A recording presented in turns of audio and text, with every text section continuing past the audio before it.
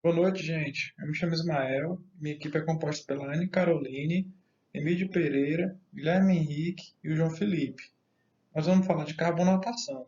O tema da carbonatação tem sido muito propagado nas pesquisas sobre degradação do concreto, já que é uma das principais manifestações patológicas nas estruturas. O assunto ganha ainda mais relevância em virtude do aumento gradual das emissões de dióxido de carbono para a atmosfera, principalmente em ambientes urbanos e industriais, já que quanto maior o dióxido de carbono concentrado no ambiente, maior a progressão do fenômeno de carbonatação. Quando o dióxido de carbono entra no concreto, ele reage com a água, formando ácido carbônico, que tem um baixíssimo pH. Já quando o ácido carbônico reage com o hidróxido de cálcio, que é a cal livre, forma-se o carbonato de cálcio e água, dando origem à carbonatação. A primeira consequência dessa reação é a redução do pH do concreto em valores ideais que ficam entre 12,6 e 13,5 para números próximos de 8,5. A carbonatação é medida pelo processo de fenolftaleína, onde o concreto está sem cor significa que está carbonatado. Já a parte lilás significa que o concreto não está carbonatado. Com a redução do pH, ocorrem alterações nas condições de estabilidade química da película passivante da armadura pela redução do hidróxido de cálcio na solução de poros, deixando a mesma desprotegida, tornando-a suscetível ao processo de corrosão, devido principalmente à combinação de oxigênio com a umidade. Essa degradação das estruturas de concreto armado tende a afetar diretamente a sua vida útil. A espessura de cobrimento age como uma barreira física contra os agentes externos agressivos, enquanto a alcalinidade do eletrolito representa uma barreira química. Como a estrutura pode ser danificada em termos de estabilidade como um todo, é indispensável a garantia da qualidade do concreto de cobrimento, já que a carbonatação acontece nessa região da estrutura. Boa noite, eu sou o Emílio e eu vou falar de alguns fatores que influenciam na velocidade e profundidade de carbonatação. Quanto aos fatores condicionantes, dentro das condições de exposição tem a concentração de CO2. Quanto mais CO2, ela aumenta a velocidade de carbonatação, a umidade relativa do ar e a temperatura.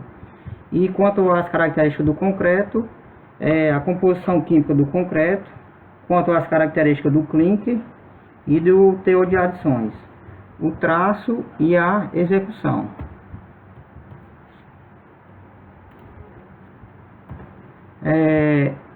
A concentração de CO2 ela é fundamental para a carbonatação dos concretos, como mostra aqui essa tabela, segundo a Helene. Ela mostra que uma correlação entre a classificação da agressividade do ambiente sobre as armaduras de acordo com o teor de CO2 presente no ambiente. Essa classe de agressividade vai do 1 a 4, sendo 1 presente na atmosfera rural e com teor de CO2 presente de menor ou igual a 0,3%, ela tem uma agressividade considerada fraca e o risco de deterioração é insignificante. E a classe de agressividade 4, ela está presente em polos industriais, o teor de CO2 é maior que 0,3%, ela tem uma agressividade muito forte e ela causa um risco elevado de deterioração da estrutura. Outro fator ambiental importante é a umidade relativa do ambiente e a saturação dos poros. Abaixo da umidade relativa, os poros praticamente ficam com pouquíssima água, como se vê aqui, ó. A alta umidade, os poros ficam parcialmente com água e parcialmente com ar. E com o concreto saturado, como se vê aqui, praticamente não tem espaço e ele fica cheio de água, e nessa condição praticamente não existe o risco de carbonatação. Nesse gráfico ele mostra que a relação da umidade relativa do ar com o grau de carbonatação.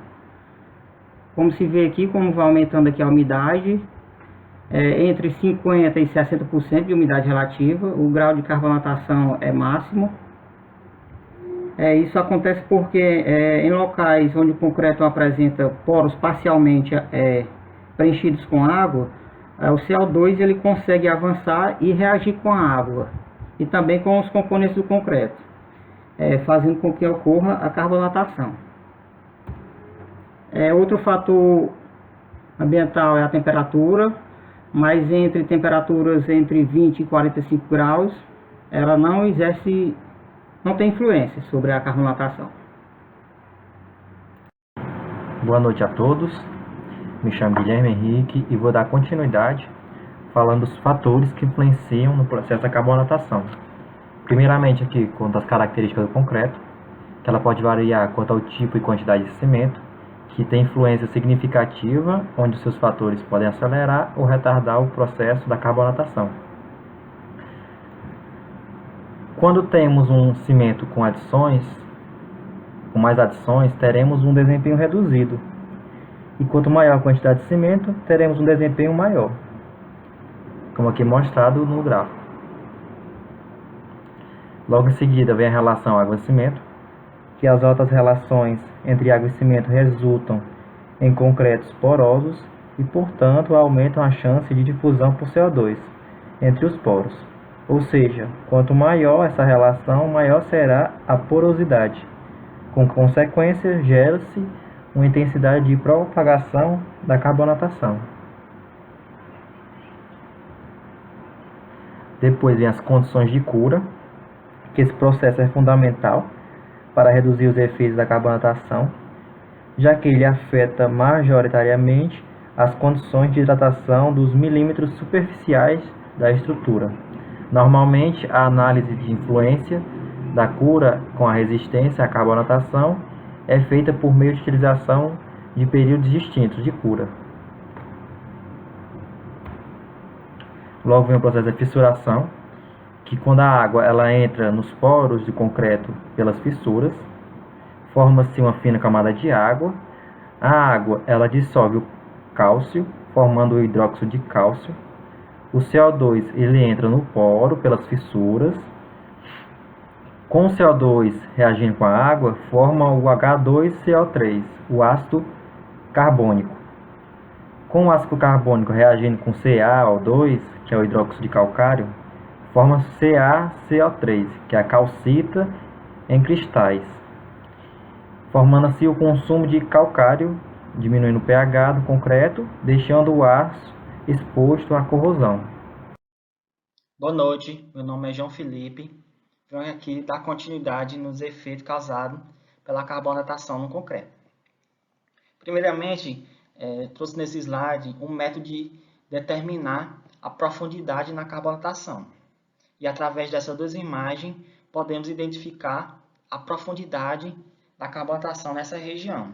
Essa primeira imagem foi expelido uma solução com base fenolftaleína, certo? E através da coloração dela, identifica a profundidade da carbonatação nessa região.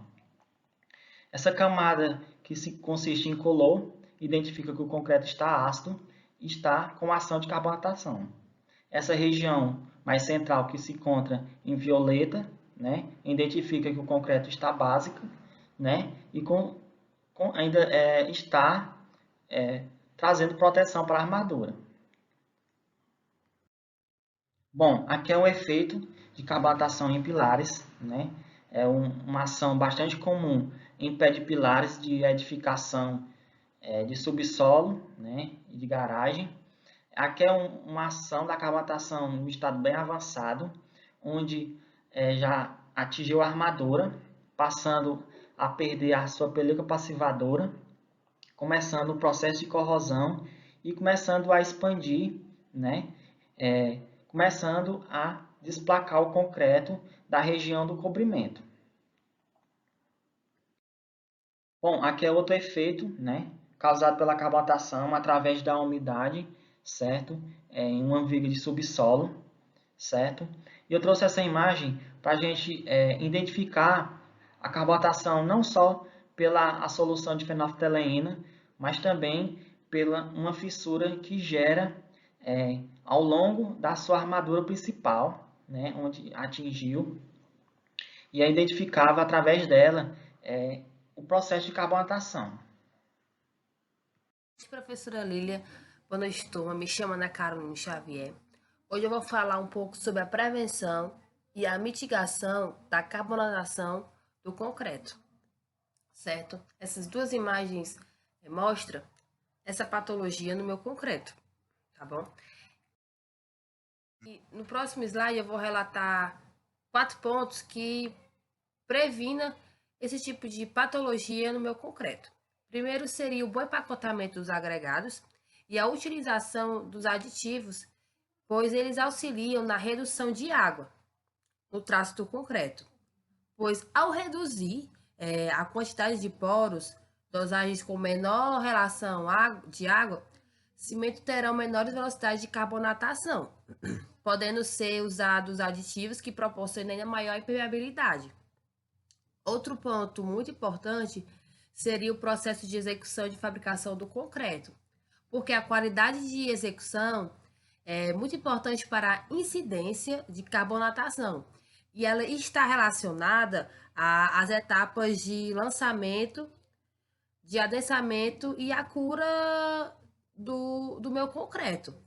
Além disso, o adensamento ele é muito importante para expulsar bolhas de ar no concreto fresco, pois ele deve ser aplicado de forma adequada para não causar segregação no meu concreto e tornar a superfície do concreto ainda mais frágil.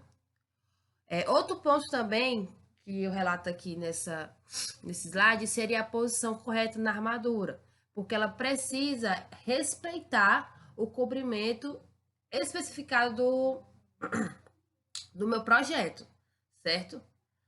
Como eu também tinha falado um pouco antes sobre a cura do concreto, é muito importante essa medida, pois garantindo a cura do concreto de forma adequada também é fundamental para evitar a perda de água para o meio e minimizar ainda o surgimento de fissuras, outros tipos de patologia, né? E vale lembrar que o concreto mal curado, ele tende a apresentar outros tipos de patologia devido à entrada de CO2. E com isso, quando o concreto está endurecido, a recomendação é realizar a cura com aspersão de água ou de mantacura. Certo, professora? Muito obrigada pela oportunidade. Tenha uma boa noite.